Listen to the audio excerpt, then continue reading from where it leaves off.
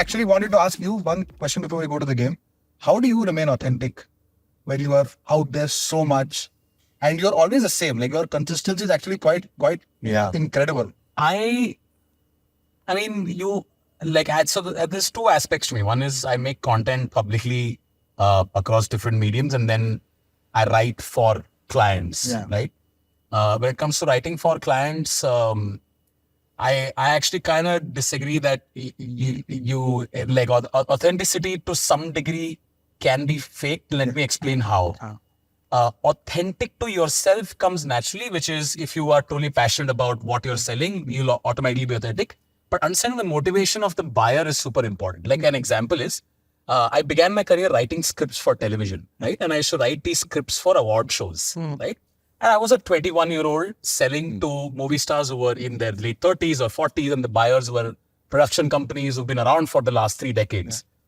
And I realized very quickly that their apprehension was, ये कौन नए लौंडे आ गए जो कुछ ज़्यादा ही बोल देंगे, and TV पे ये नहीं बोल सकते, etc., etc. So I realized very early on that that's their motivation is fear कि ये दिक्कत हो जाती.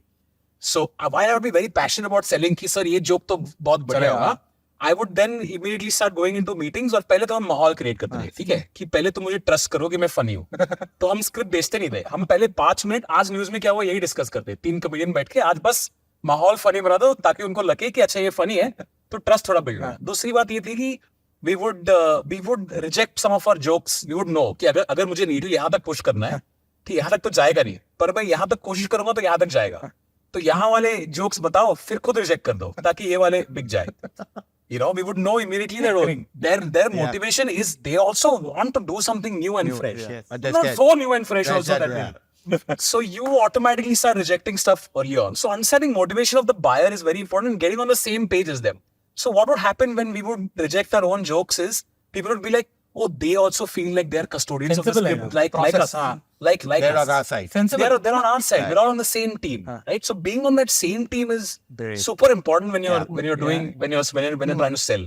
And authenticity, authenticity. This is what I mean by it can be fake, which is understanding the motivation and asking yourself, do I buy this motivation? If I buy it, then you'll automatically be authentic. I know that most people who want to buy, they want to try something fresh.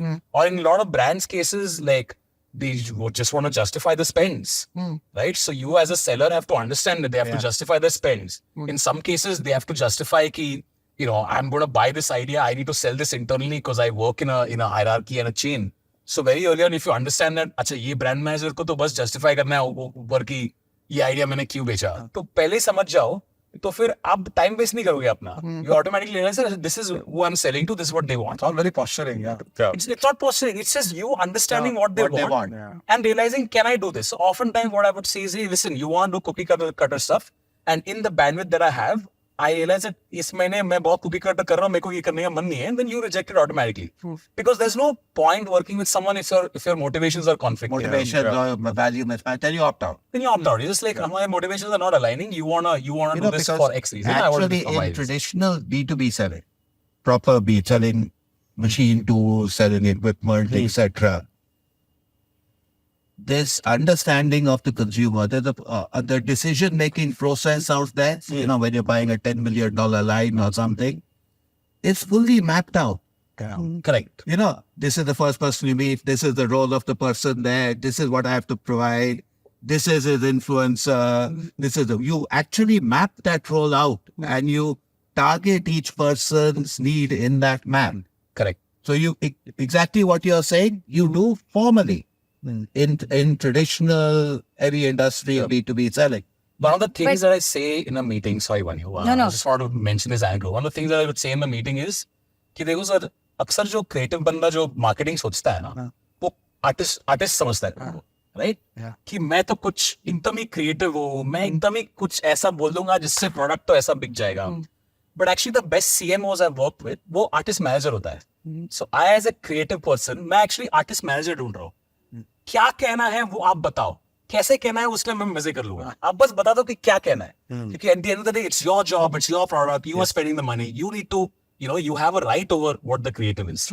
So my joy is in कैसे कहना है. Correct. मैं उसमें अपना trip लेता हूँ, क्या कहना है आप प्लीज डिसाइड करो. So most marketing people are just artists who are looking for the right artist manager actually. The right artist manager can change everything.